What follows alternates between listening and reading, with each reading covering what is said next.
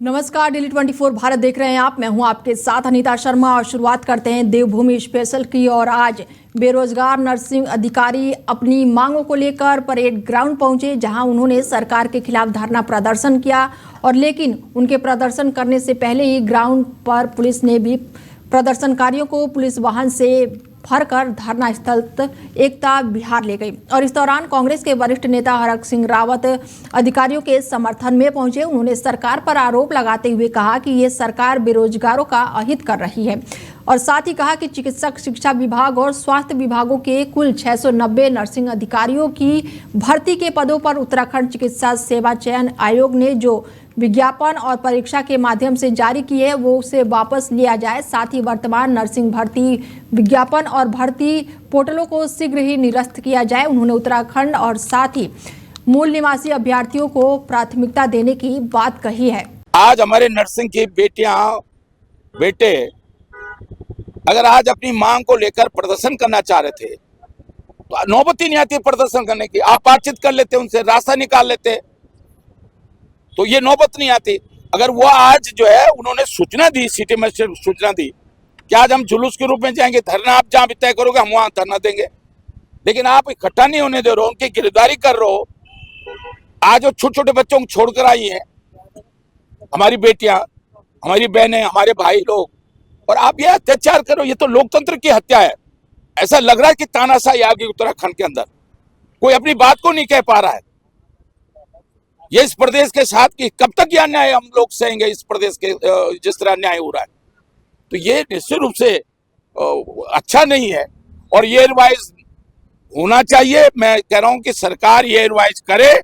अगर सरकार ये रिवाइज नहीं करेगी तो ये लड़ाई, मैं केवल कांग्रेस के कार्यकर्ता के रूप में नहीं कह रहा हूं, इस प्रदेश के एक नागरिक के रूप में इस बात को कह रहा हूं, पूरा उत्तराखंड इन हमारे नर्सिंग के बच्चियों के साथ खड़ा होगा। हम ये लड़ाई देश की सबसे बड़ी एयरलाइंस इंडिगो इन दिनों भारी व्यवस्थाओं से जूझ रही है। बीते 4 दिनों से उड़ानों में लगातार देरी और रद्द होने की घटनाओं से यात्रियों का गुस्सा चरम पर पहुंच गया है। शुक्रवार को अकेले देहरादून में 13 उड़ानें रद्द हुई, जिसमें दिल्ली, हैदराबाद, कोलकाता और मुंबई जैसे बड़े शहरों की फ्लाइटें शामिल है। देहरादून के जैली ग्रांट एयरपोर्ट पर यात्रियों में गुस्सा और नाराजगी देखने को मिली। उत्तराखंड के देहरादून एयरपोर्ट पर दर्जनों लोग फ्लाइट का इंतजार करते हुए नजर आए। धराली में आई आपदा को 4 माह बीत चुके हैं और ऐसे में वहां पर वर्तमान में क्या स्थिति है, इसका निरीक्षण करने और स्थानीय लोगों की मुश्किलों को समझने के लिए कांग्रेस प्रदेश अध्यक्ष बीते रोज धराली पहुंचे। धराली आपदा ग्रस्त क्षेत्र से लौटने के बाद आज उन्होंने प्रदेश कांग्रेस मुख्यालय में प्रेस कॉन्फ्रेंस की। प्रदेश अध्यक्ष ने कहा कि धराली में सरकार का काम जीरो है, वो केवल बयान देने में व्यस्त हैं। धराली में जमीनी स्तर पर 1 इंच भी काम नहीं हुआ है। सरकार केवल ड्रोन सर्वे, फाइलों और प्रेस वार्ताओं में राहत बांट रही है, जबकि धराली के लोग आज भी जीवन की लड़ाई लड़ रहे हैं। और इस दौरान उन्होंने सरकार पर हमला करते हुए कहा कि धराली आपदा को 4 माह बीत चुके हैं, लेकिन सरकार की लापरवाहियां आज भी उसी जगह पर है जहां पर आपदा के दिन थी। उन्होंने बताया कि निरीक्षण के दौरान जो तस्वीरें सामने आई वो सरकार के असंवेदनशीलता और पूर्ण विफलता को उजागर करती है। अगले 1-2 दिन में महामहिम श्री राज्यपाल से समय लेकर ये रिपोर्ट सौंपेंगे, लेकिन जो मांगे हैं वो ये हैं कि सरकार, एक तो सबसे पहली मांग कि सरकार के पास ये नज़ीर है कि अतीत में केदारनाथ में जो आपदा आई उसमें उस समय की सरकार ने वहाँ के व्यवसायियों को और वहाँ के रिहायशी मकान के मालिकों को ये अधिकार दिया कि वो अपनी क्षति का स्व निर्धारण करें और उसके अनुसार मुआवजा बांटा जाए। तो सरकार यहाँ भी स्व निर्धारण का अधिकार दे और मुआवजा बांटे, नंबर 1 बात। नंबर 2 बात कि सरकार ये न कहे कि साहब रजिस्ट्रेशन नहीं था, बहानेबाजी न करे। रजिस्ट्रेशन सरकार, कोई टाटा बिरला का फैक्ट्री नहीं था वहाँ की जो रजिस्ट्रेशन कर रहा था, छोटे छोटे काम थे लोगों के जो अपना काम कर रहे थे। तो सरकार उनको जो काम कर रहा था उस काम को ये मानते हुए कि ये यहाँ पर थे, उसके अनुसार उनको राहत राशि पहुँचाए। देखिए, गाँव के लोग स्पष्ट तौर पर इसको कह रहे हैं कि हमको अपने परिजनों की बॉडीज चाहिए। 8 लोग वहाँ के लोकल हैं, 9 आर्मी से हैं, कुछ उसमें अग्निवीर हैं और कुछ परमानेंट जो फौजी होते हैं वो हैं। उसके अलावा कई बिहारी और नेपाली मजदूर हैं, टूरिस्ट हैं, और ये 147 की संख्या में पूरी नहीं समझता। सरकार से मेरी मांग है आपके माध्यम से, मैंने पहले भी कहा था प्रेस करके, कितने फ़ोन एक्टिव थे और घटना के बाद कितने फ़ोन अनएक्टिव है उसकी सूची दे दीजिए। ये तो कोई बड़ी बात नहीं है, तो आप कभी भी निकाल सकते हैं। उसके अलावा जब भी किसी होटल में, यहाँ देहरादून जबकि सामरिक दृष्टि से वैसा नहीं है, ये कैपिटल है, यहाँ के होटल्स की भी सूची जाती है LIU से लेकर प्रशासन को कि कौन होटल में टिका हुआ है।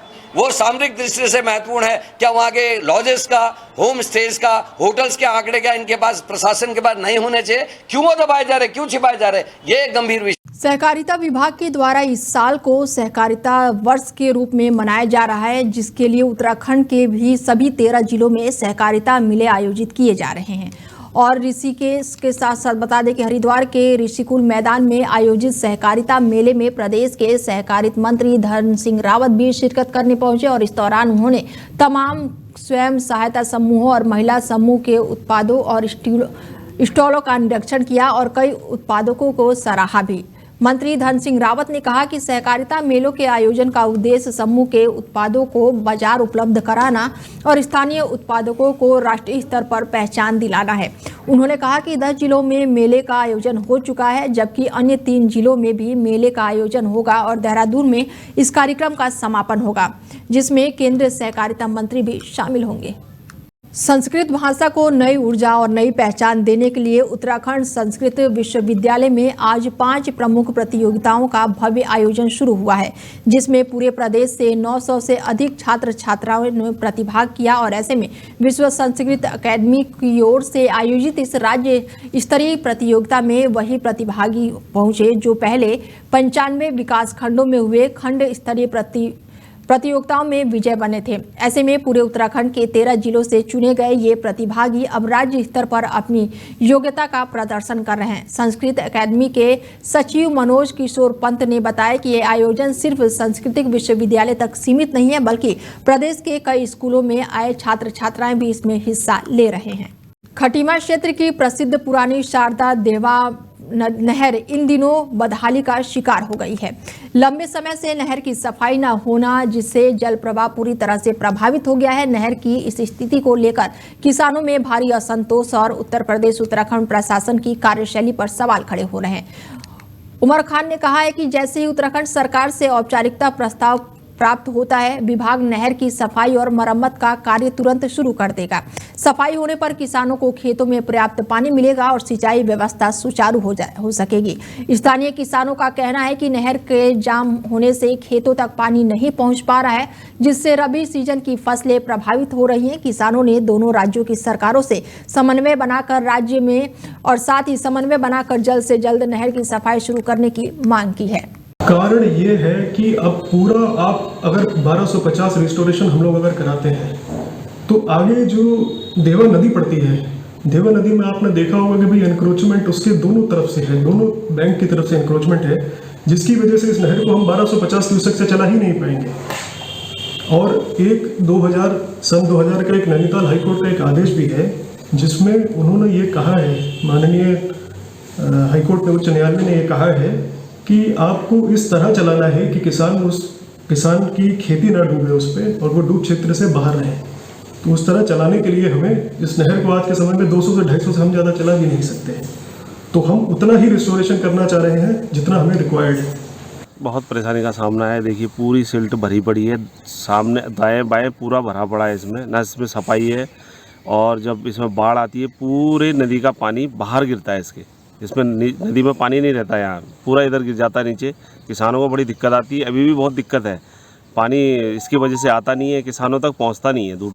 यूं तो उत्तराखंड परिवहन निगम की बसों में रोजाना हजारों यात्री सफर करते हैं। वही यात्रियों की यात्रा को सुगम में सुरक्षित बनाने के लिए सरकार द्वारा तमाम प्रयास किए जा रहे हैं, लेकिन उत्तराखंड परिवहन निगम के मैंगलोर बस स्टैंड की हालत कुछ और ही बयां कर रही है।